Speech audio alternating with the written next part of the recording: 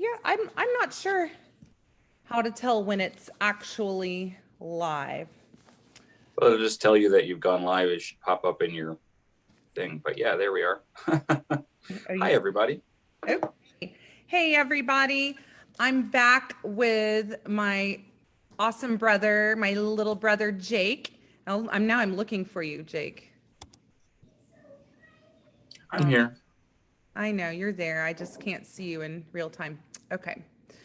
Um, I wanted to start, if you all don't mind, with some words, inspiring words from John Lewis, since he was laid to rest today, and I was inspired to watch that service, and so inspired that he left us his own words, and that I feel like those of us who've been watching the people of this generation, these leaders and heroes, pass away, and feeling that loss of that leadership right now, his words are so needed. And so I just wanted to read a few of them. I think it's amazing that he thought about doing that for those of us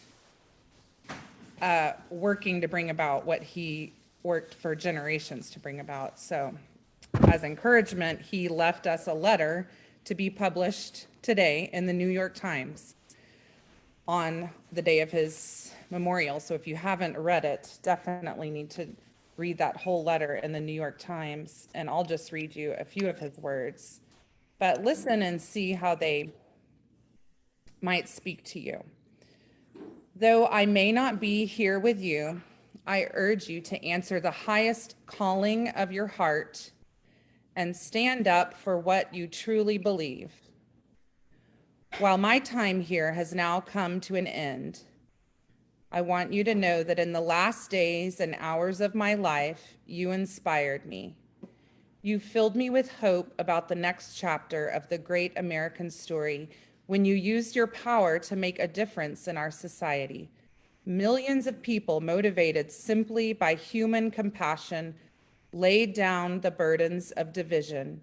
Around the country and the world, you set aside race, class, age, language, and nationality to demand respect for human dignity. That is why I had to visit Black Lives Matter Plaza in Washington. Though I was admitted to the hospital the following day, I just had to see and feel it for myself that after many years of silent witness, the truth is still marching on. And that's what John Lewis, part of what he said and left for us in his letter today. So I just have been thinking about him and how those words connect to us as a group, but also us as individuals, and to answer the highest calling of our hearts and stand up for what we truly believe. So we're more powerful when we do that together, but I also know we each have our own things to do and each have our own individual callings that are part of this movement. Do you want to say anything about that? Yeah, man, it's such a good letter. And so amazing gift that he had the foresight to leave that and have it hit today. Just like the idea of like standing up for what you believe in, I think is something that that for this is something that I've experienced, and so I just want to say this for anybody who needs to hear it. It's one thing to like decide to stand up for what you believe in, and it's another thing to like get tired and need to sit down, right? And so I think a lot of us have found ourselves in the position where we took a stand, we felt like we were taking a stand, we didn't always know what we were getting into. We also had to deal with our children and our jobs and our home life and lots of other things that kept coming at us. And so it was hard to do this other standing up on this other front that was new to us in this territory in which we had built no resilience or strength or stamina at all. And so we find ourselves sitting back down on our butts because we're just like, whoa, that's a lot. And I'm tired and I need to watch an episode of The Office and drink a beer, right? That's okay. for sure. But the question is, of course, for all of us, and just for me, like, how do I keep standing back up? And maybe for a little bit longer next time, and maybe for more sustained periods of time. How do I not get sucked into this pattern of, I care about something when everybody else is caring about it, and maybe I do something or say something or go to a march or do any one of these great things that are great to do, but if I look back on the effects of my actions from 2019, or if at the end of 2020 I look back at the effects of my actions from 2020, like, do they add up to something? And if they don't, then it just means I need to I need to practice standing more. I need to turn standing into a practice, right? I need to practice standing the way that people practice yoga and the way that people practice meditation. And maybe I use yoga and meditation to help me practice standing. Maybe I find a practice that sustains me so that I can add advocacy to my practice, right? But it has to become, you have to develop a practice that you can habitualize. Otherwise, because we're not used to it, right? Those of us who are new in movement space, it takes a lot of stamina and energy. And the people who have been in movement space for a long time always preach the importance of self-care, because self-care is community care if it sustains you in the movement. So you got to keep doing that, and you got to keep getting back up when you have restored yourself. So you have to make a practice of restoring yourself so that you can keep getting back up. I love that inviting us to take breaks and sit down sometimes, but yeah, don't stay down. And if you guys need help with that, we did a week where we had some good exercises and speakers talking directly about mental health for people in the movement, but also especially for people of color going through all of this relived trauma. And this is losing an icon like that is traumatic should be for all Americans. But yes, it was also his letter, a gift. And I heard some politicians and activists talking about this today. Like, they were starting to feel tired too of this movement. And then it was like, okay, he's telling me get back in it, keep going. So that was salve, and it was spurring us on too. So that was good. Yeah.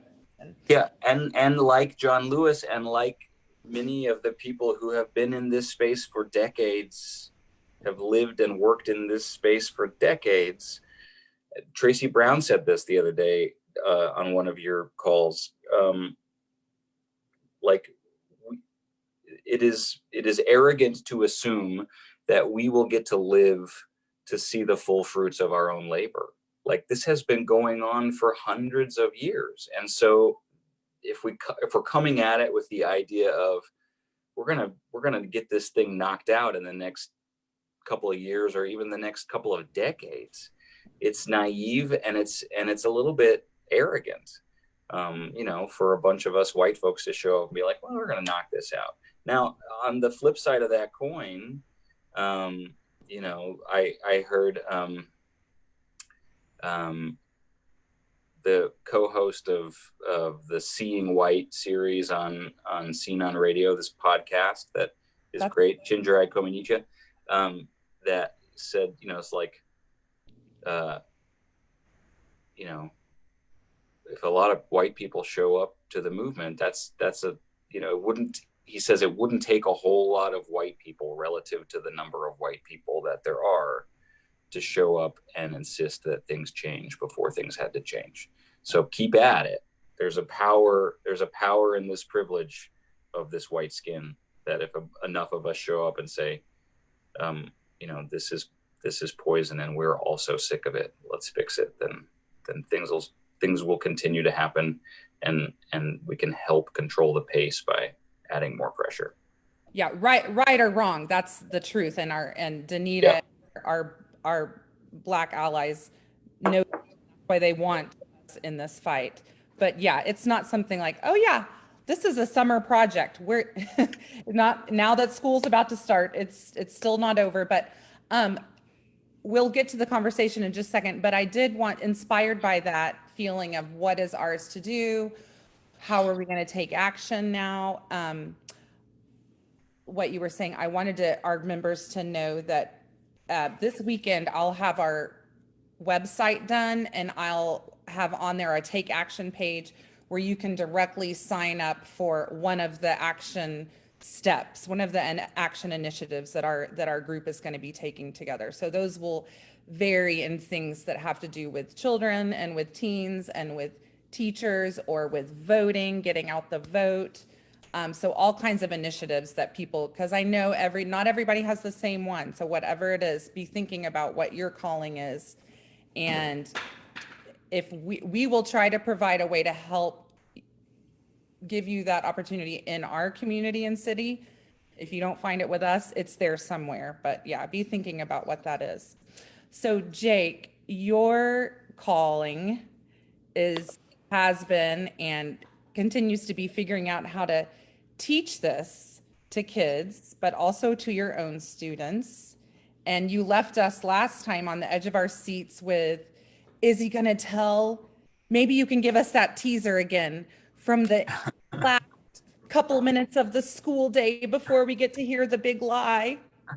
Yeah, so last time we started 200,000 years ago in Central Africa near the equator, and we talked about the very first humans and how their skin developed the way that it did to both protect them from the hot sun that shines at the equator, and also to allow the perfect amount of vitamin D in, so that they could get that special vitamin that helps humans grow, that they absorb through their skin through the light of the sun. So they had perfectly balanced sunscreen in the melanin in their skin, and a perfect absorption rate, right, for the vitamin D. So they had the perfect skin, and that as their offspring, their generational offspring, started to spread in different directions, right? Many staying exactly there in the center of Africa, but many starting to walk out of Africa in other directions. Those that spent hundreds and hundreds of years in northern places where it was colder and less sunny started to lose that melanin in their skin, so that their skin could absorb more vitamin D, because there was too much melanin for those cloudy, less equatorial environments. And it was blocking all the vitamin D, and didn't need to provide as much sunscreen as it was, right? So they got paler, and so that they could live in places like, the Netherlands and Sweden and stuff like that. So Jake, did you find your globe? yeah, it's right here. So that you would started this lesson with the globe. There's something beeping in the house. and in front of the kids. And if you didn't see the way he told the first part of the story, please go back and see it. And it's towards the end of our interview, or about halfway through, where he starts telling the story. And I have never heard it told this way. And I really hope you'll do some kind of, and I have these books about skin color, but they don't explain it that way from the beginning of time, from the beginning of humanity, of humans. So I really hope you'll turn that into a book. And I just encourage every parent and teacher to watch it, because that's the way to tell it. And the way you talked about it being the perfect skin for that place, for what those people needed to do, and they had so much important learning to do, being the first people, and explaining how the people walked, but they couldn't walk very far. All of that had never been explained to me in 42 years. So thank you for telling me. Everyone go back and see that, and then we can continue with part 2. Yeah. Okay. So part 2 picks up where humans have spread all across the globe. And if you remember last time, we even talked about being in the middle of an ice age where a lot of the water was trapped in ice. So the oceans were lower, so that this little body of water that is right here on my globe, between what we now know as Russia and what we also now know as Alaska, this was a land bridge. You could walk across what is now called the Bering Strait, which is water now. You can't walk across it. It's hundreds and hundreds of miles wide, but you could maybe not hundreds and hundreds of miles wide at the narrowest point, but you could walk across it. So people did after hundreds and hundreds of years, right? So people have spread out from the center of Africa to all parts of the globe, all of these places that they were able to get to, including Australia, because there's a way to get there when the ice age is on, to walk across these islands and things, right? So so people were everywhere. Now the population of the globe wasn't huge because it was still hard living at that time, right? People were contending against wild animals that were just as strong as they were, and they hadn't developed guns and things like that we use to protect ourselves from wild animals and things these days.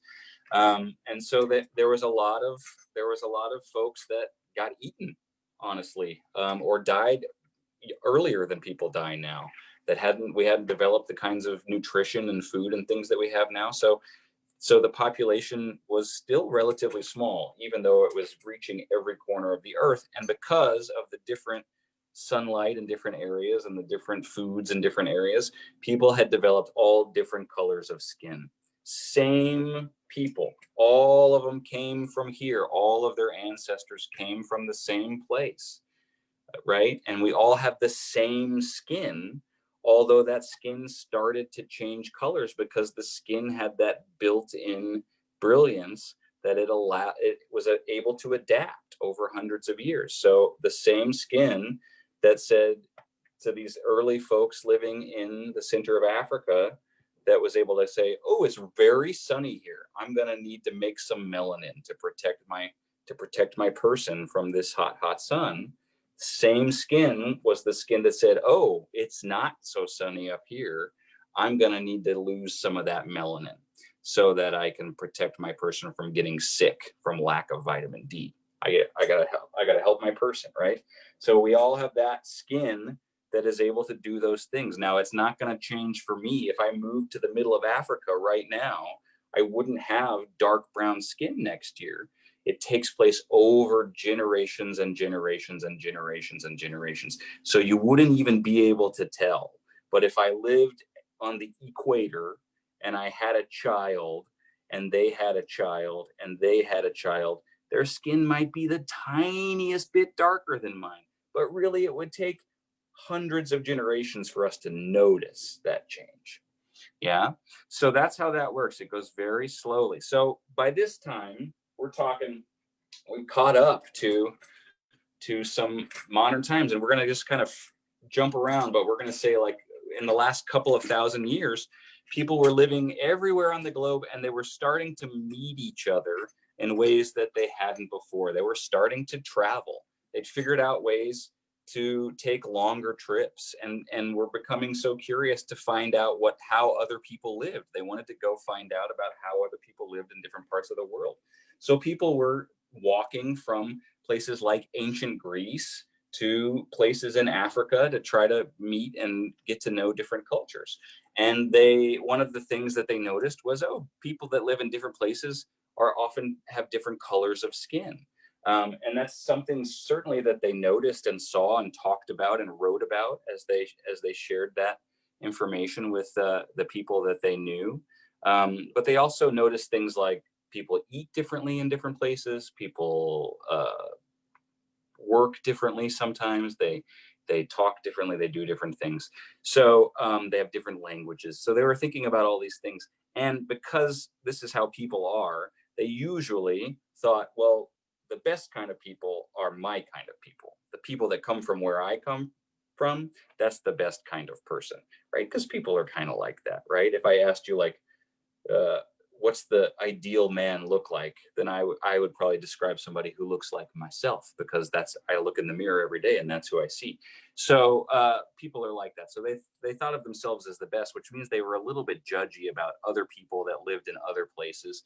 And they would say, oh, well, they're not as good as us. They eat this food, which is gross, and we eat this food, which is really good. Or we sing this way, which is beautiful, and they sing this way, which is not beautiful. Or we're smart about this, and they're stupid about this. And really, none of that was true. None of that was true. People that live in different places know the right ways to live in those places because they've been living there for hundreds of years and they've got it figured out, right? So we learned a little bit about that last time. But people were starting to write, and because people were starting to meet each other and bump up against each other because the population's finally growing. So now there's a bunch of people living here and a bunch of people living over here. And sometimes they meet each other and sometimes they don't get along. Then you're having things like fights, and sometimes fights turn into wars. But wars are never just for no reason, right? Wars are because people are trying to protect themselves from another person or another group of people, or because they're trying to take something from another group of people, right? And oftentimes it's because they're trying to take something from that group. Maybe they want that land that they live on, or maybe they want those cows that they're raising, or maybe they want them. Maybe they want to steal those people and make them work for them for free, right? So that's something that's been around for a long time. This idea of catching other people and exploiting them. That's a big word, exploiting, but it means making them do something that's unfair so that I get richer and you have to do the work, right? That's the idea of exploiting somebody else. Yeah, I'm making somebody do something that's unfair so that I get richer and they have to do the work, right? So that's happening in lots of different places. And because there are always going to be, or at least there always have been, maybe there won't always be, maybe let's see if we can change that. But there always have been people who were greedy, who wanted to get rich and didn't always care if they were unfair to other people in the way that they get rich. Then there's always been people kidnapping each other, stealing each other, and enslaving each other, right? Through different parts of the world. Sometimes people enslaved people that were the same color as them. They had the same color skin and they lived nearby, right? There were people in Africa that did that to other people in Africa. There were people in Europe that did that to other people in Europe. There were people that did it of people of different colors. It went lots of different directions, and it's true. And I'll just pause here in my story that I'm telling to the kids, and I'll just say, like, this is part of the narrative that we often hear from the racism deniers, right? That like slavery has always existed before America and that people have always enslaved each other and that Africans enslaved Africans, right? That's true. There's truth in all of that stuff.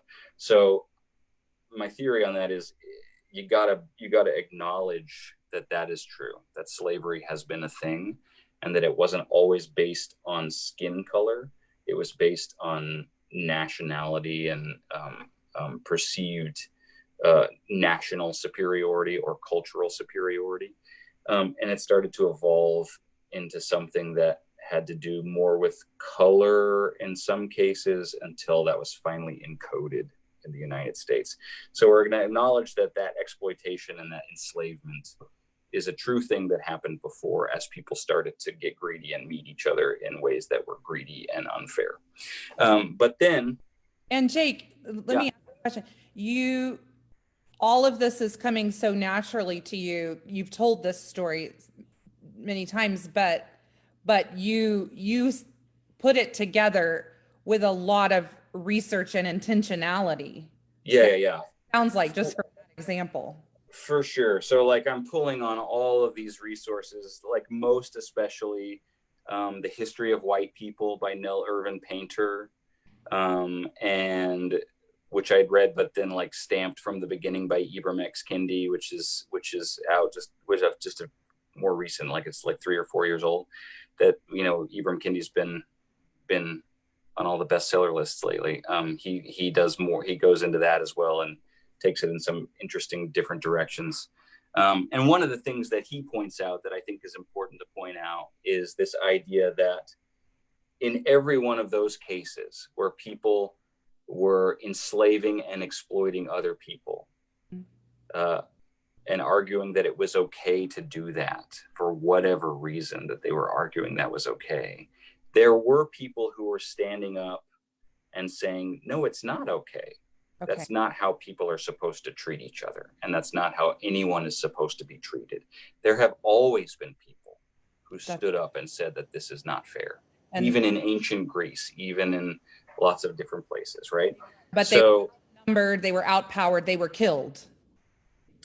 they were sometimes overpowered and killed, and they were sometimes just ignored or not listened to, right? And sometimes the overwhelming reason why people didn't listen to those that had ideas about this isn't fair, we want justice, no one should be treated this way, is because the people who were exploiting other folks and were enslaving other folks were making a lot of money, and they were pushing that money around, and they were making a lot of other people a lot of money. So lots of folks get rich, right? Doesn't this make sense? Lots of folks get rich when there are also lots of folks who aren't getting paid to work, right? When there's a lot of people producing the wealth by working hard, but they don't get to keep any of the wealth that they're working hard to create, then the people who get to keep it get more and more of it, right? It's like if I started sitting here making little marbles out of Play-Doh and you got to take all of them from me, even though I was the one sitting here doing all the work, but you get all of these marbles and you're like, look how many marbles I have. This is amazing. I have so many marbles. But you haven't made any of them. I've made all of them and I don't get to keep any of them, right? And then you might argue, well, it's okay what Jake's doing because and then you'd think of some reason to decide why it was okay that I was sitting here doing all this work and you got to keep all the marbles. And the reason that your brain would want to do that is because you like having all the marbles. You like it. It feels good to be rich. And you want to figure out a way to rationalize what you're doing to exploit other people so that you can get rich, right? That's the story. That's how greed infects our brains and makes us create lies. So now we're sneaking up on the lie. We've covered some little lies, yeah, that people are exploiting and enslaving others because they think their country is better or they think their way of living is better, right? But now we're coming up to this place where we have started to have people from the West, let me grab my globe, from what we call the West and living in countries like Europe, all in here, countries like Portugal and Spain and France and England and Italy and all these countries over here, right? Starting to head over on big boats to this land that we now call America, right? Which includes Canada to our north, the United States of America right here, and Mexico to our south, and all of these Central American countries, and then even all of these countries here in South America, right? All of this land here is full of places that these folks living here haven't really spent much time at, and they've discovered it. They know it's there. They know there's folks living there because some folks have been over there before, and they know that there's a lot of land over here, that there's a lot of potential for growing things over here that are very valuable, like rice and sugar and cotton, and that there's other things in the land that they could use to make money, right? And that they could come over here and live, right? And that they would like to do that as well. So people from here are coming in their boats and thinking there's some good places to live. Now, some of them have some ideas about like, well, we don't like where we live. It's not fair where we are. And those ideas might be true. They may be coming from a place that's not fair and they want to go to a place that's more fair. Or they may be coming from a place where there's not enough food. And so they want to go to a place where there's more food. Those things are often true. But sometimes what's also true is that they're coming to this place where other people already live. You remember we talked about the people who walked ultimately all the way out of Africa and all the way around here through what we now know as Russia and Asia and all the way across the Bering Strait to what we now know as America. So there's Native Americans living here, many, many, many different tribes and nations of people, all with their own cultures, all with their own ways of living that are brilliant. And the folks here that are coming over know that they live here. Their plan is not to share. Their plan is to move those people aside, right? To figure out what they know, to learn what they know about how this land works, and then to move them aside. Now, if they won't go peacefully and just get out of the way, then what do you think's going to happen? When people argue over who gets to live here, what do you think happens? And then the kids will let me know. They fight, they have a war, and I'll say, yeah, that's right. And so they ended up fighting, and a lot of people ended up dying. And who do you think won those fights? The people that had guns or the people that didn't have guns? And so then they know that the people with guns won those fights. And so that's what we talk about when we talk about there was just a giant loss of life where so many people that were living here ended up dying or getting pushed away. Some of them got sick from diseases that these folks brought over with them. And I don't spend a whole lot of time, although at older ages you certainly could talk about the weaponization of disease and the way that the colonists spread disease to the Native Americans on purpose. I generally just talk about wanting the land and fighting and having guns versus not having guns. Yeah. So wait a minute, yeah. Okay. Again, this is great for all ages, including me. Again, I'm learning. So, what are the kids saying? What are the faces looking like hearing this? Does anybody say, Mr. Minton, did those people invite them over, or did they ask permission to come to their land? Yeah. And so I say this, like, well, look, remember what I told you? I said in every generation where people are doing things that are bad, there are also people that are doing things that are good. When in every generation where there are people who are exploiting others in order to get rich, there are also other people saying that's not fair. You shouldn't treat people that way. So there were some cases where they were making friends and where they were invited to come live with them or visit them or learn from them, right? And there were some cases where relationships formed that were very strong and lasted a long time. And then there were other cases where people were trying to get really rich and they didn't care who they hurt to do that. And sadly, again, that's what seemed to happen more often than people fighting for fairness, or at least the people who were fighting for fairness got ignored or pushed aside because of the other folks that were being very, very greedy. It was a very sad story, and it happened once again. And why, Jake, do you think is important to point out that all along the way with ancient slavery and making our way through indigenous people, that there were good people standing up for what is right? Why do you think? I mean, it feels important to me, but what's your intention? The intention there is that we're going to catch up to the present day eventually, and we got to pick a side, right?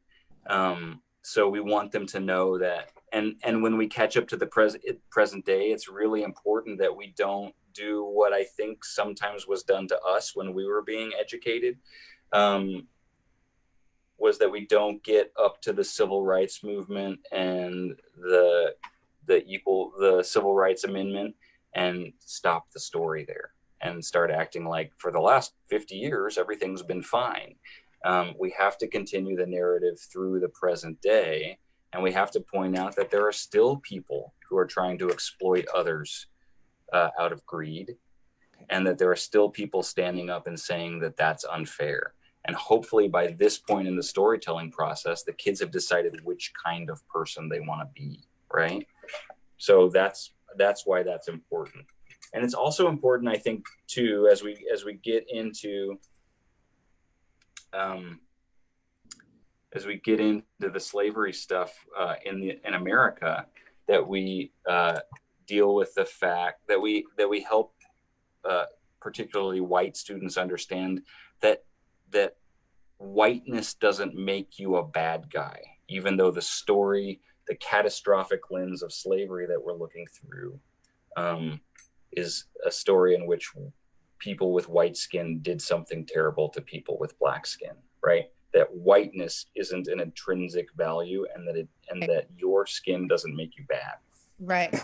And let me point out a couple of things you said last time, and then we'll go back to the story. That you mentioned that the two lenses of seeing this narrative, the catastrophic and the hero Survivalist. survivalist. Okay. And the catastrophic, you were saying we need to present them in a balance. Specifically, research has showed that for white kids, they need more of the catastrophic. Yeah, that everybody who's learning Black history needs to learn it through both lenses: the catastrophic lens, something terrible was done to these people, and through the survivalist lens.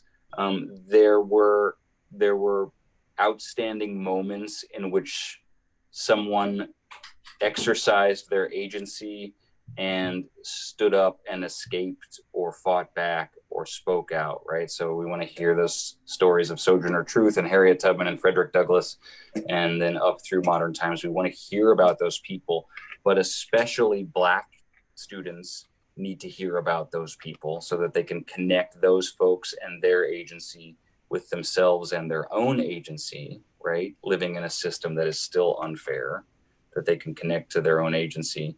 But it's really important that white students get a main focus through the catastrophic lens, so that they don't start to mistake their learning with the idea that, like, well, look, Harriet Tubman and Frederick Douglass and Sojourner Truth and Oprah Winfrey and Barack Obama and LeBron James, there's not a problem. Everybody that wanted to escape slavery escaped slavery, and people can become millionaires regardless of the color of their skin.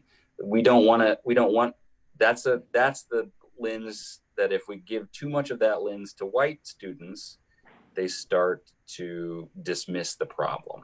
And we want them to know about the injustice and the unfairness.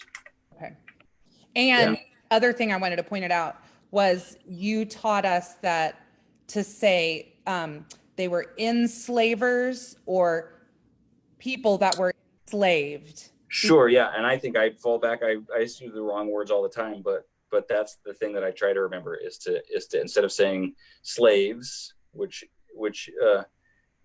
suggests that there's an intrinsic value of a person that makes them a slave, that they were enslaved people. Enslaved people. We want to use the word people as often as possible. And that slave owners or slave holders, we should replace those terms with enslavers, right? The person who was doing the action to another person. They enslaved other people. So enslavers, and enslaved people. All right, so here we are. So we're talking about, ships sailing across back and forth to the Americas, and we've talked about some people got along, but the fights were happening with the indigenous people. And right. It was people with the guns. Right, and I haven't used the word genocide, and I wouldn't in kindergarten, but that's basically what I'm describing, right? Is like the very elementary basics of, like, people with guns wanted this land, people without guns fought back. Who won, the people with guns or the people without guns, right? The kids get that. So then we've got people living here, and then we start to say, okay, so what they discovered as they lived here was that they could grow some plants that were worth a lot of money. And that instead of just setting up farms as little families or groups of families where they grew their own food and fed themselves from the food that they grew, and then planted more seeds from that food and grew more food and fed themselves from the food that they grew, something that people certainly did do and have done for all of time. What they discovered was if they planted certain plants in a certain way, in a certain amount, they could sell those plants for a lot of money. And if they wanted a lot of money, then that was something that they could do. Those plants were things like rice and cotton and sugar. Did you know sugar is a plant? The kids are always excited to learn that sugar is a plant. There's this thing called sugar cane, and it's like a big bamboo stalk, and it grows, and there's sugar inside it. So those things are really hard to grow, and they take up a lot of land. Like, they need a lot of room to grow. So you have to plant a lot of it, and it takes a lot of work. Sugar cane, you have to go out there and you have to cut it down. Each stalk, you have to cut it down, and then you have to strip it apart, and you have to like get the stuff that has the sugar in it out.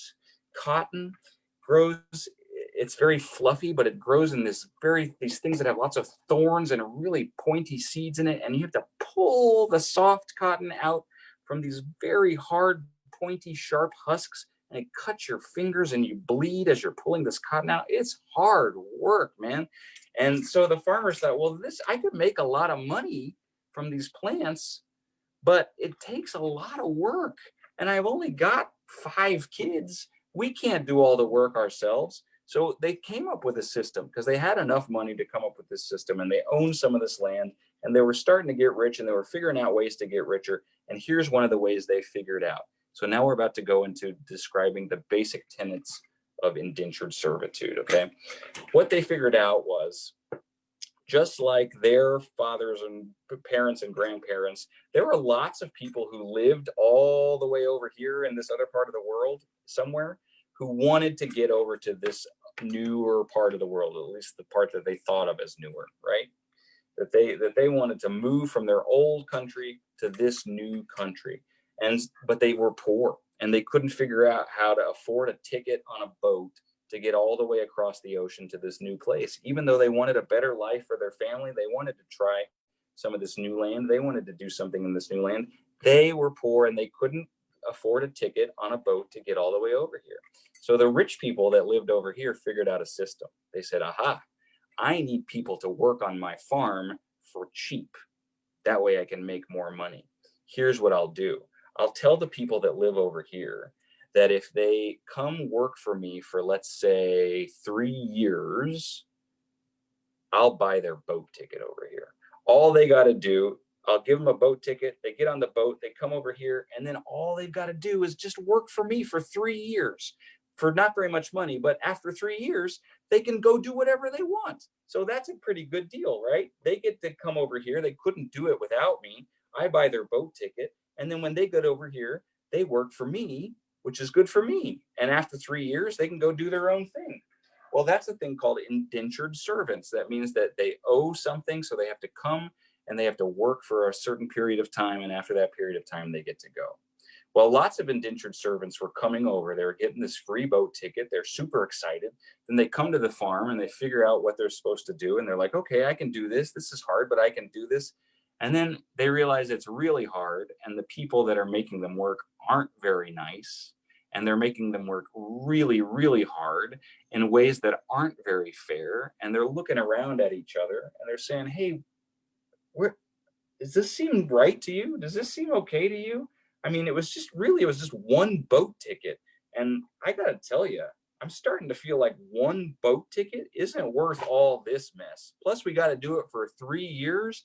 This doesn't seem very fair to me. I feel like I should be free after maybe, I don't know, 1 year or 6 months. The way they're working us so hard, this doesn't seem very fair. So they start to look around and realize that. And these people are all different colors and they come from all different countries. Some of them come from Africa. Some of them come from Europe. But what they have in common is they wanted to live here and they couldn't afford the ticket. So they're working for free for a certain amount of time and they don't like it. And they've decided that it's not fair. So let's see. Are you still there? Lala? Yeah, I'm here. Okay, good. Just making sure. All right, so we've got indentured servants looking around, deciding that this is, yeah. Let me just point out, you're using big words like exploit, indentured servants, and I feel like concepts that some teachers and a lot of parents will be like, oh, that's too complicated. But you know what? We know this about children. Children understand big things. And Yeah, they do. They like it when you give it a chance. When you try. They like it when you try. So, Yeah, they like hearing the big words. They like feeling that you trust them, and that you respect them enough to use the real words when you think that that's something that they could just, that the only thing that would maybe stop you is for them to pause and say, what does that mean? Which is a great question to ask, right? So then you unpack, like, what does a servant do? Do you know what a servant is? It basically just means you're a servant, but that you have to work for a certain amount of time, right? yeah. So Um, I just want to point that out. That's really good and important for all of us parents and teachers to remember that kids can handle big things and yeah, not to let that stop you. right. And the conversation only gets more awkward, right? I mean, I remember like a colleague of mine told a story about her son who they'd done a project in middle elementary school that touched on the Holocaust and World War II, after reading Number of the Stars, and it's a good and effective project. And then this last year, he was in 8th grade, and they went to the Holocaust Museum here in Dallas, the Human Rights Museum, and saw and learned so much more than he learned in 4th grade, Right. and were made to understand more things than had been explained to them in the 4th grade. And his reaction was one of anger. He was angry at grown-ups for not telling him the real thing before. Wow. So, and I think that's a fair reaction, right? Like that can be that we can consider that a fair reaction of like, you didn't tell me all of this stuff, right? And so we're trying to protect our kids from something that's uncomfortable or scary or awkward, and we can certainly address that through the language that we use or exactly what we try to tell them. I mentioned before, I don't spend a lot of time describing the weaponization of disease that the colonists used against the Native Americans. I just talk about guns versus no guns, right? So I am simplifying the story a bit. I'm not going to talk about things like rape with very, very young children, but most of the general overall concepts, like, we can include, and they can get, and we can carry through and not feel like we're leaving out a lot of things that are the basic structure of the whole system, Yeah. right? Jake, I just want to say that I feel like I'm curious how the parents reacted, how you prepped them, what their response was. I feel like I was super protective of my kids when they were that age. Like we Yeah, didn't have we didn't even have toy guns. Um, I didn't even call them, like I would call a water gun a squirter. Like they didn't even know that word. I didn't talk about it. But I mean, I bet they knew that word. And if asked that question, who do you think won, the people with the guns or without the guns? They would have known. But yeah, I mean, and I feel like now people do talk more about that because it's out there every day. So but I feel like there are probably more white parents that still haven't even introduced violence, just the concept of violence at kindergarten. it's a really interesting thing to talk about, because I also have that instinct in me where I don't want them to know about things that are, I don't want them to be scared. I want them to feel safe, and I want them to feel loved. And we live in a time where we have at least one mandatory lockdown drill at our schools each year. And that I have explained that to my kindergartners as like, well, like if an alligator gets out of the zoo or a bear or whatever, and they're just like, we just need everybody to stay where they are and close their doors because we got to get the people in here to handle the thing, right? And invariably the kids know, or bad guys with guns, right? Like, I don't have to bring that into the room. There's, in a room full of more than 4 carefully selected 5 or 6 year olds, one of them is going to have that story, right? One of them is going to introduce the idea. So I think as I'm like here monologuing, it sounds like I'm introducing all of these ideas like guns and violence and stuff, but really I would talk slow and I would lead up to these concepts, and the kids wanted to impress me and they wanted to, raise their hand and say, oh, I know what's coming. And so oftentimes, in most cases, I wouldn't have to be the first one to talk about guns, right? They would come out of their mouths first. And then I could say, oh, what do you know about that? And then we can talk about that, right? And I would say we have adjusted the curriculum from what we did this first year in kindergarten. I think we decided as a kindergarten team, like mostly the reasoning was like, that was a long time to spend on one subject for a 5-year-old. Because we spent 2 months on this whole unit that I'm basically giving you like the first little bit of, but we decided we needed to do some other things as well. So we not only pared it down, but we started to, I think I mentioned, we started to talk more about fairness heroes. So we did talk about Black American heroes, and abolitionists and enslaved people who escaped and spoke out against slavery and things like that. But we also spoke about other time periods and other generations and other stories of fairness, from other folks too. So it became less of like a timeline walk through history and more of a bounce around ideas of justice and fairness. So I think it was a good adjustment, and that's the curriculum that they still teach on the kindergarten team that I was a part of. So they're super impressive, and I'm so proud of all of them. They're amazing. Timeline certainly for third grade and up, or start it and build on it. Like you said, it should be every year, every year grade.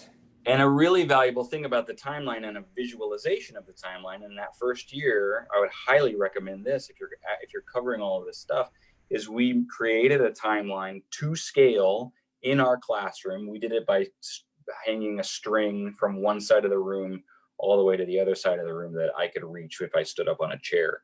And we would start to hang little visual cues of what was happening. And I had slated out the years from today all the way back to like 1500, right? So we had all of this timeline. So then what we started to discover as we created the timeline was, oh, slavery lasted a really long time. And then we talked about the Jim Crow era, and we said that lasted a long time. And look how long that was, and look how much time has passed since then, right? So that we can really visualize that narrative, like, oh, that was a long time of that stuff, and it hasn't been that long since that stuff stopped, right? That's an important thing for everybody to kind of internalize, that the amount of time since then hasn't been very much. What were some of the visuals that you put on there?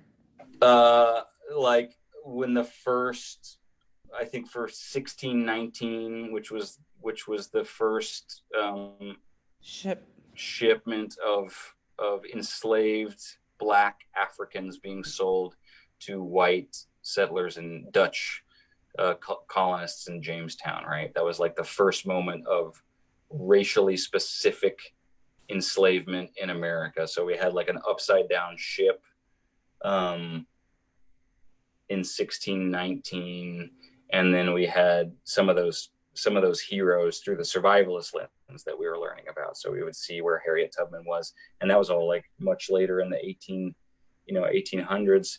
Yeah. There were not a lot of checkpoints for us throughout. I'm sure there could be more if we kind of expanded our knowledge of like the breadth of the 400 years of slavery. Yeah. But we did kind of skip from the beginning of slavery to those heroes that helped usher us out of slavery. Right. That sounds wonderful for everybody to see. I love that. Okay, so how did the parents, I know you're not done yet, but how did the parents respond knowing that this was going to be introduced? They did. They were good, and they wanted to know more, and they wanted some more details. And I think there were some moments of anxiety and discomfort, but overwhelmingly they were like, we're so glad that this is being taught, and we think this is good. And it was great. It was a great experience. And we I mean, I think our pedagogy was strong enough to like get through the end of that first year and be like, let's talk about if that was too much or if that was just enough or whatever. You know, and so we were able to make adjustments on the fly and then reiterate and make adjustments for the next year and things like that. But we had overwhelming support from the parents. And I remember like one of the things that happens is like you have to be prepared for some young minds starting to comprehend some things but not fully grasping all of the aspects of everything that they're being told. So I'll get through the whole big lie and the story of slavery and all of those things. But before we've kind of traversed that and gotten to the modern era, when I've got a kid that's leaving a class on a Friday afternoon and we're in the middle of learning stories about the era of slavery, there was a little girl who like went to the grocery store with her parents and saw a Black woman in line next to her and asked if she used to be a slave or used to be enslaved to her parents. And I think the woman, it was very awkward, right? But the parents described the story to me, not in a way of just being like, hey, this is not okay for kindergarten, but just being like, this happened and what should we do? And so I got more details and they sounded like they handled it well in the moment. But, you know, like those are little moments that happen. And the more children are taught about the truth, the more and more those moments will happen. And the more and more our society needs to be ready and okay with that. I mean, the first step is what you were talking about last time is just teaching them about skin color and this whole lie of, I don't see skin color. We've got to stop teaching that. So, Right. first step this year for all teachers that we have to get comfortable with is yes, her skin is brown. We all have different skin colors. We're comfortable naming that. And so children are going to start saying things that make parents uncomfortable maybe, but we've got to get over that and figure out how we're going to respond. Yeah. And you know what? Honestly, I'll tell you the truth. The younger they are as a parent, if we're worried about awkward moments, the younger they are, the more cover you have, because young kids say awkward stuff all the time about all kinds of things. Right. So when you've got a 5-year-old saying something wrong and sticking their proverbial foot in their mouth, it's not as big a deal as when your 12-year-old does the same thing. Right. And then you look like a jerk because you haven't taught your 12-year-old anything about the world. Right. Good. So get it going early. Okay.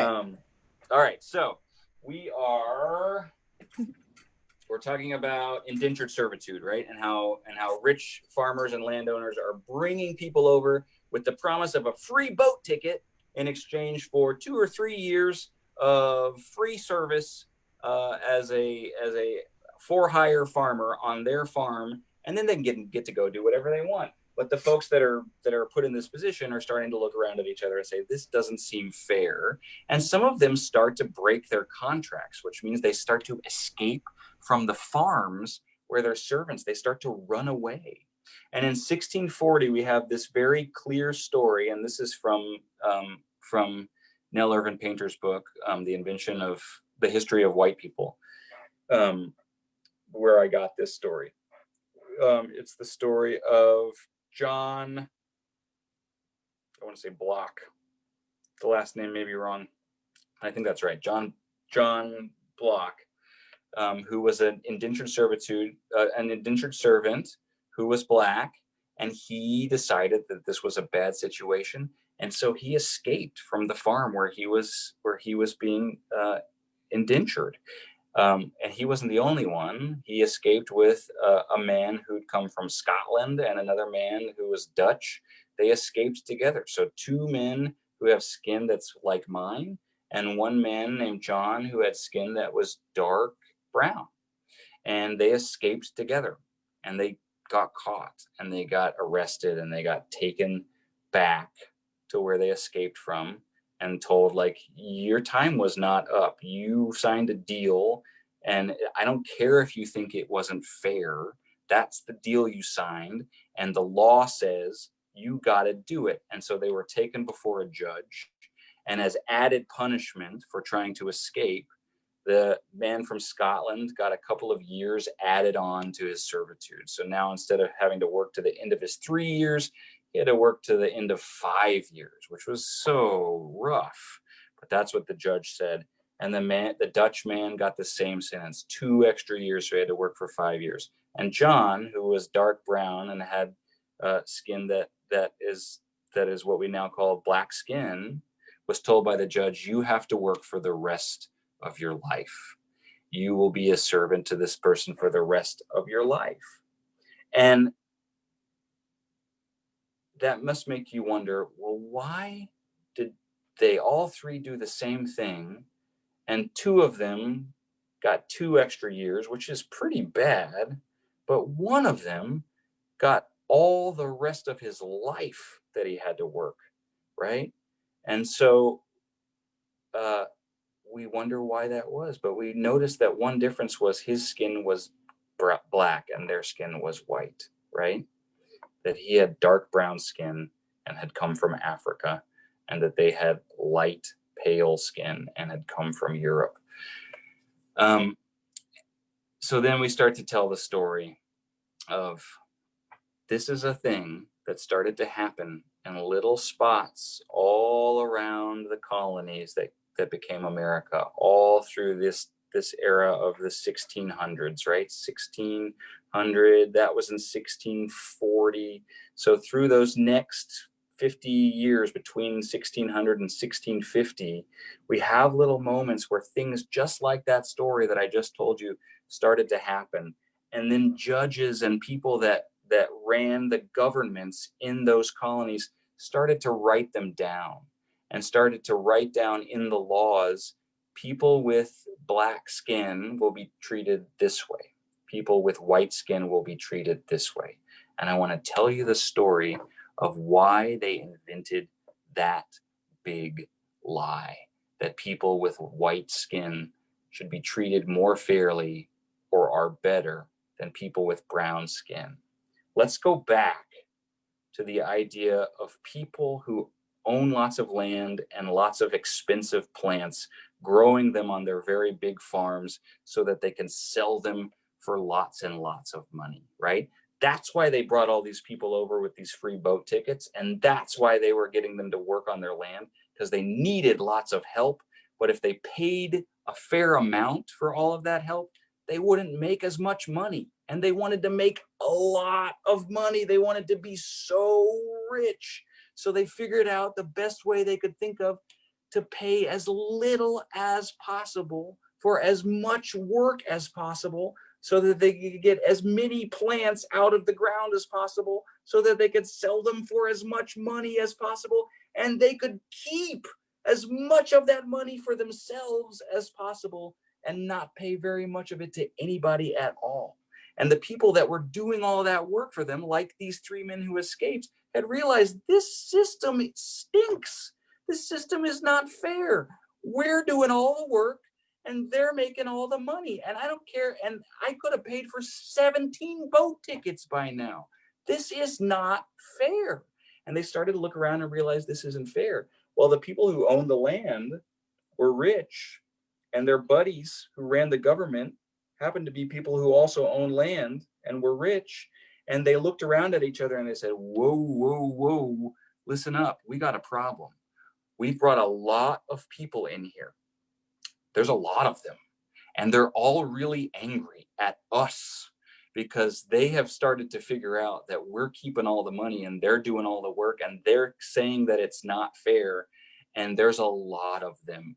And not only are there a lot of them, we've given them lots of farm tools like pitchforks.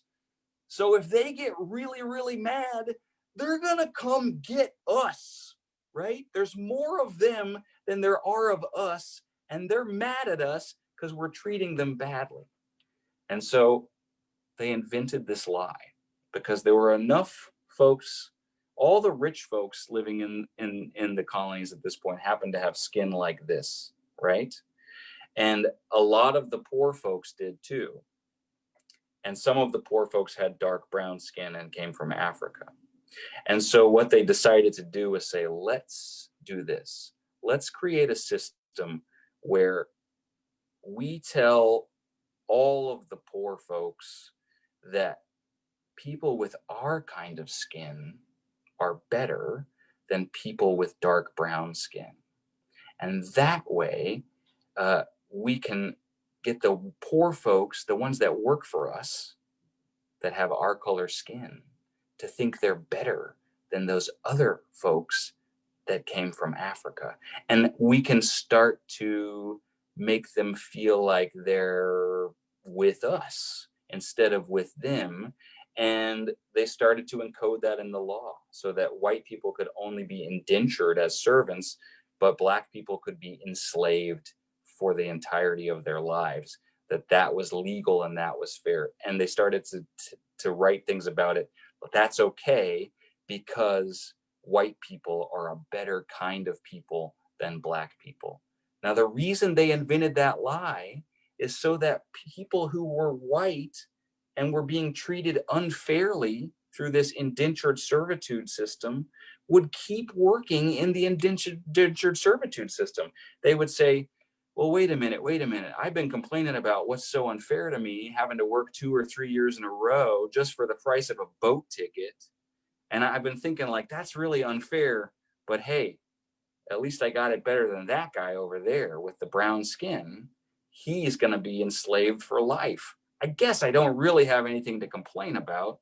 I got to stick with these white people over here because we got it better than those Black folks do over there, right? It was a very clear divide and conquer strategy of people who were rich and greedy and wanted to get as much work out of folks as they could so that they could keep as much money as they could for themselves, split the people who were angry and being treated unfairly into two halves, right? And they divided them based on their skin color. They tricked them. They tricked them. And they didn't trick the Black folks. They tricked the white folks. They tricked people that looked like me by saying, did you know that you are white? And that's a special thing to be because you're white like me, right? So this is where this idea of being white came from in the first place, that there's this kind of person that's called white and there's this kind of person that's called Black. Now, it was clear and obvious to everyone way before that people have different colors of skin. But suddenly they were starting to take all these people that didn't quite have the same color skin, right?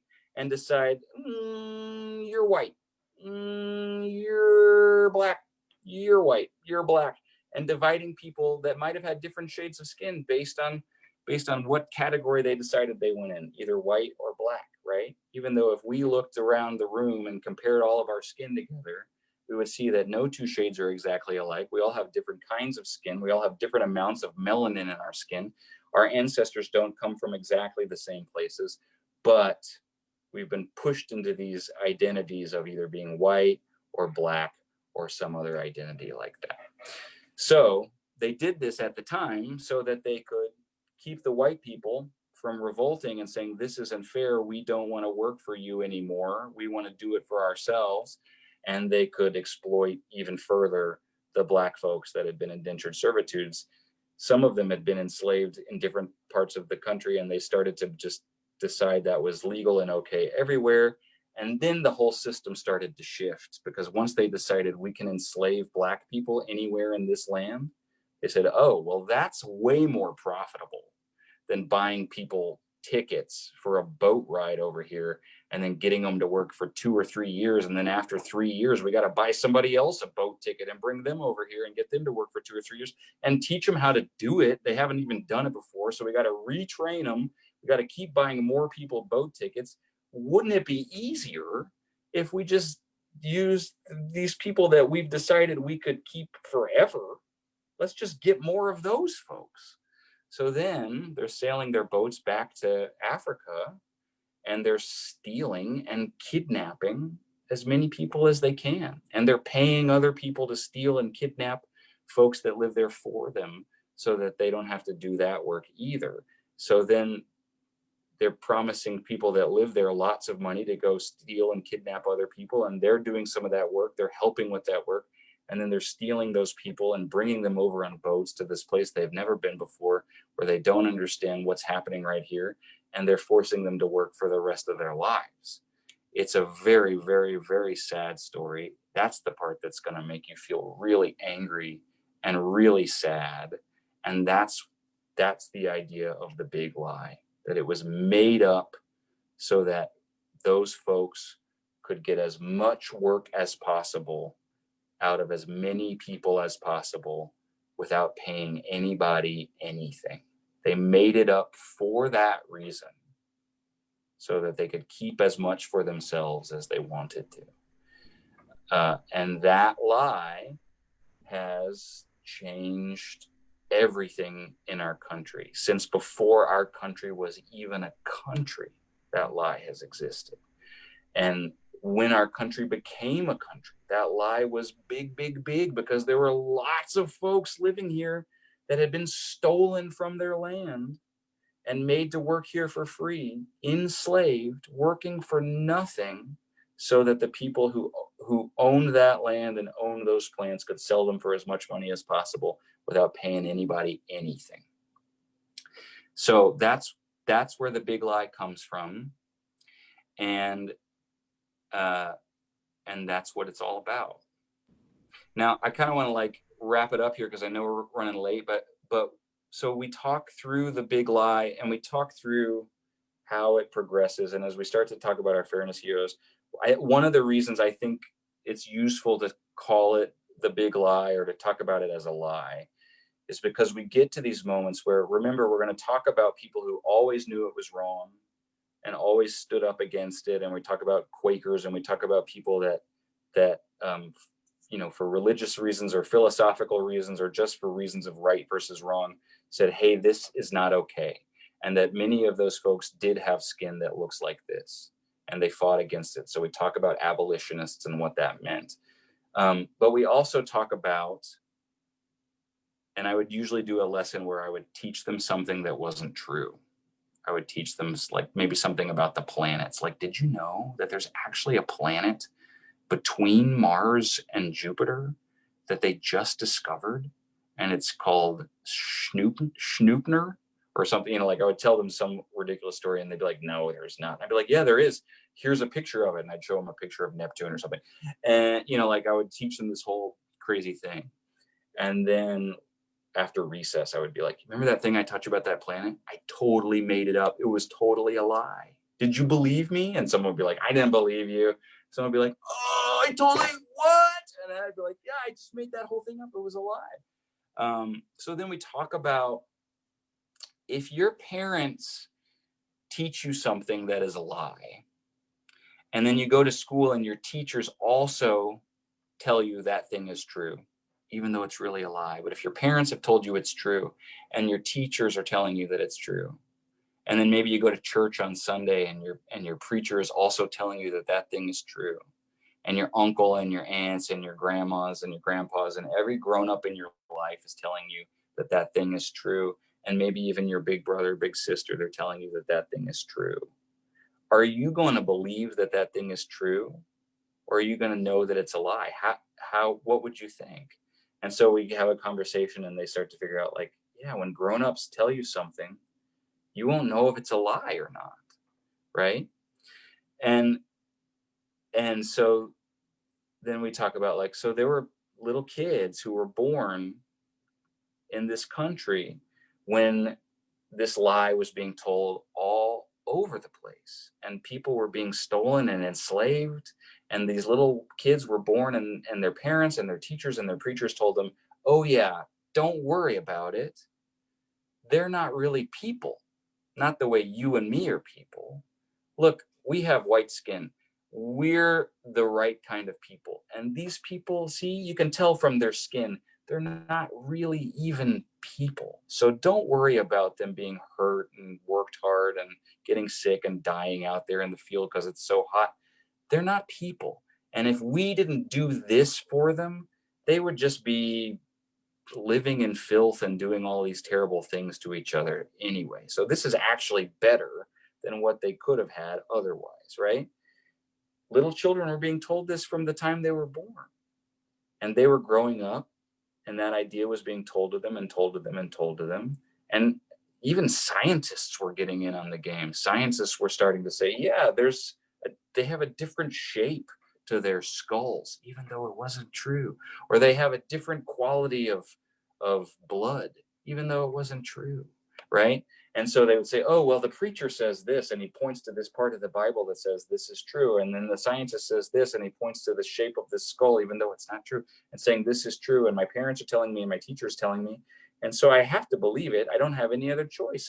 It must be true. I believe the big lie. I grow up believing the big lie, and I guess who I'm going to teach the big lie to? Because I don't know it's a big lie. As far as I'm concerned, it's the big truth. So guess who I'm going to teach it to? And they're like, they're going to teach it to their kids. So they start to understand that there's people who were told this lie. And I said, now listen, I want you to remember that there are always people around who knew that this wasn't true and said, this isn't true. And said, you have to stop. This isn't true. But think about this, because this is hard. And I wanted to try to be fair about this idea of like, there have always been abolitionists throughout ancient slavery and everything.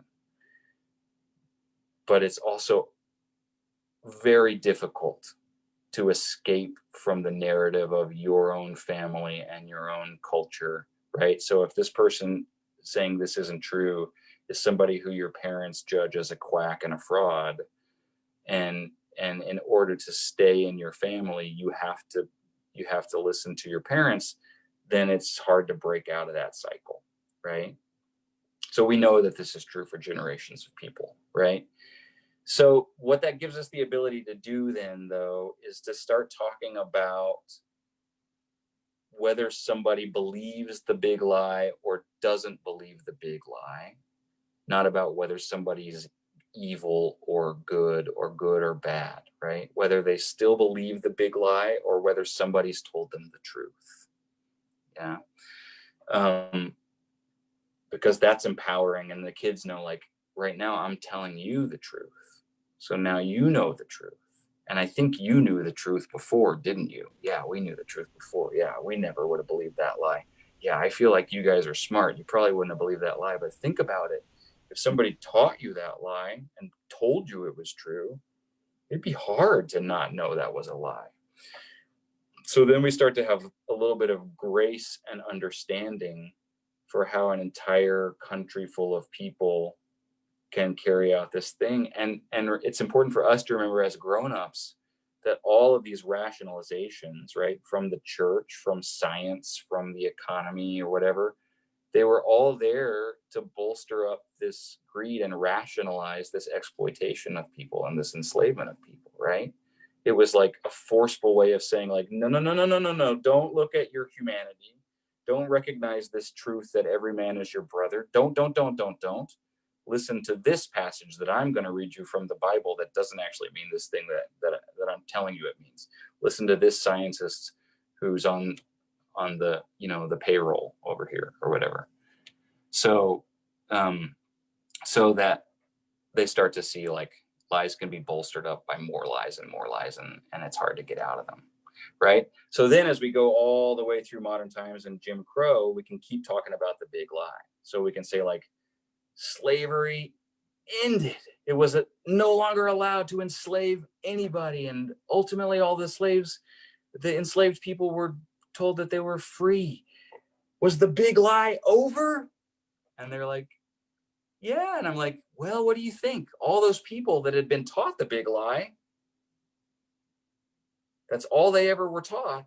And now suddenly the government said, you can't do this anymore. Does that suddenly change the way that their brain thinks about the lie? Or do they think, but this thing is still true because I remember being taught it, even though I can't enslave anybody anymore, they kind of still believed it, right? So then there's all these other things that happen because there's lots of people that still believe the big lie.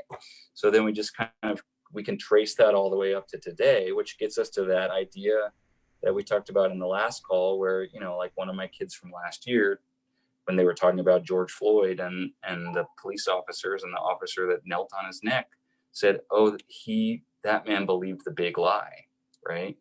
Which is like language that I prefer to, I think Lincoln right now, that's our 5-year-old.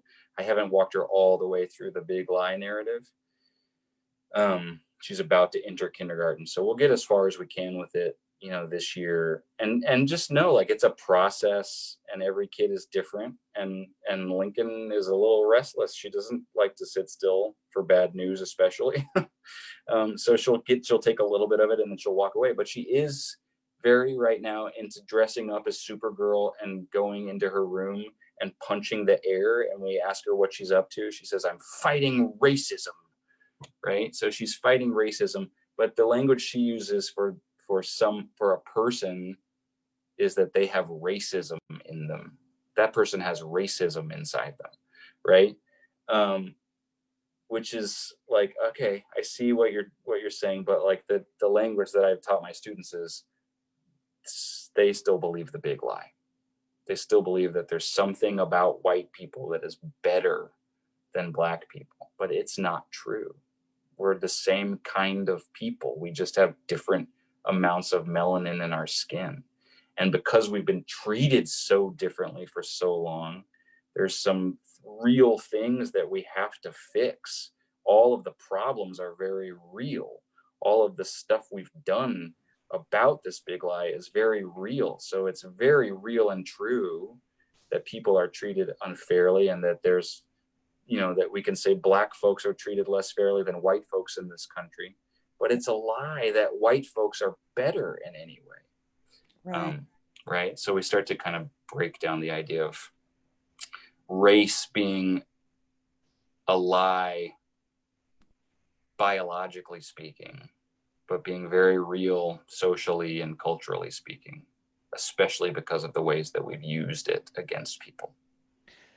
So in one of your weeks, one of your units would end with like the end of slavery, and then saying, but it's going to keep going. And then you would come back and do some of those heroes. And is that something that, And when you get to that point, when you get to the twilight years of slavery in America, then there's so many resources for kids. There's so many children's books on Harriet Tubman or Sojourner Truth.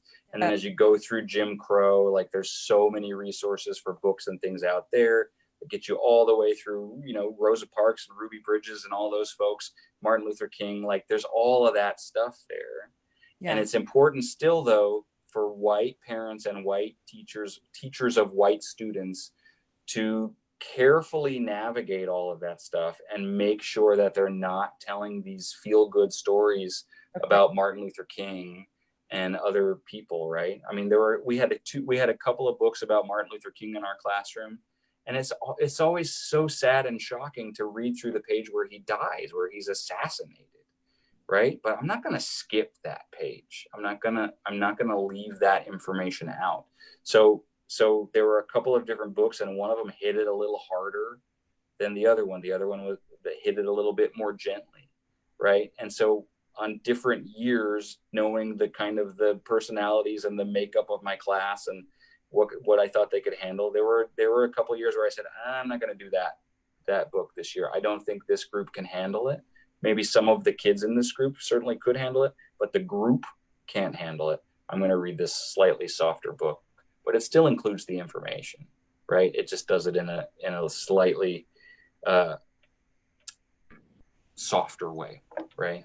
No, that's good, because I have taught it before without going there with young children. So that's a good lesson for all of us. But I think even let's give it a little time. But I want you to get it all down into something. But just hearing you tell it is wonderful. So thank you. And then maybe we can do even a follow up about you talk to your own children, and more about the heroes, and even more about just what you feel called to do or would do with children post George Floyd, and about Black Lives Matter, what you would say about that, and what you will say to middle schoolers, and what you think's important to talk about. So let's think about that for next time. But you're awesome, and thank you for telling me the story of the big lie. It's just, I think everybody should hear. Yeah, thanks. Well, it's I mean, it's strange to say, but it's like fun to tell, right? It's a very fascinating thing.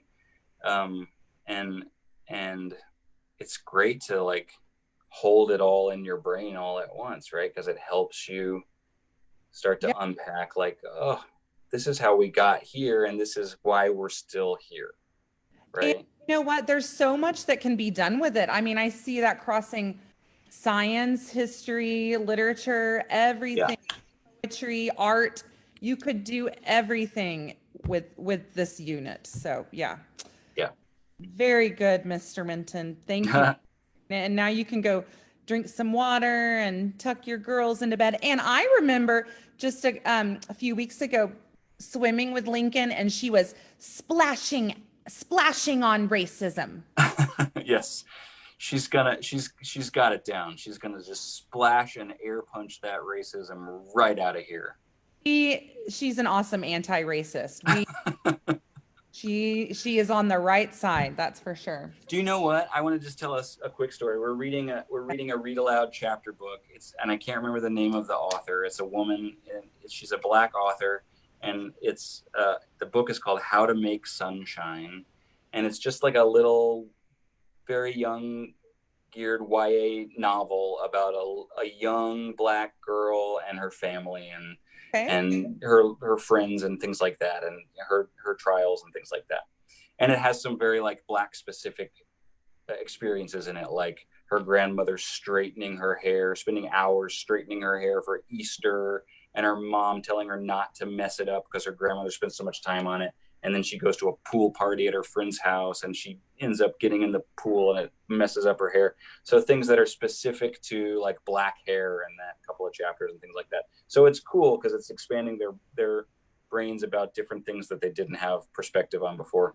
But yeah, but it's also like really interesting because like, right, kids inherit our biases, and because Lincoln is mostly around white people and lives in a relatively white bubble, both of our kids do, um, those biases are communicated through that presence of white people and that absence of Black people in their lives, right? So that's something that we need to address and try to work on continuously. But just in having the conversations and the exposure through different books and stories and things that we've been reading, there was this moment tonight where it's been clear to me in a way that's like uncomfortable as a parent that like Lincoln prefers her white Lego girls to her Black Lego girls, right? In the past, like she would rather play with the white one with the blonde hair than the Black one. And we see this. That's good.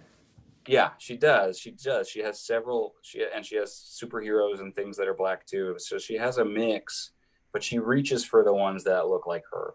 Yeah. But we are turning the page in the book, and there have been pictures through the book the whole time. And the hero's name is Ryan. She's a girl named Ryan, and there's been her picture. But then we're meeting a new character, and she's a Black girl, and she was singing on this page, and she had long, thin braids going down her back. And Lincoln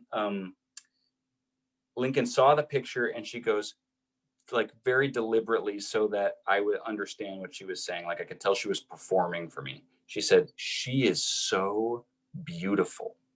And then she touched my leg to be like, "See, Daddy, I get it," right? And I was like, that was a little performative, Lincoln, but that's great. Like you have internalized that is what I want you to feel and say, right? So that's the starting point, That's right? the foundation. It may be performative for her and her 5-year-old brain right now. Like she may still have that bias and she may still be making that progress, but she knew in that moment that it was important that for her to receive the approval of her white father, she needed to point at that little Black girl and point out how beautiful she is, right? Instead of it was performative for the first graders to spit and throw things at Ruby Bridges. Right.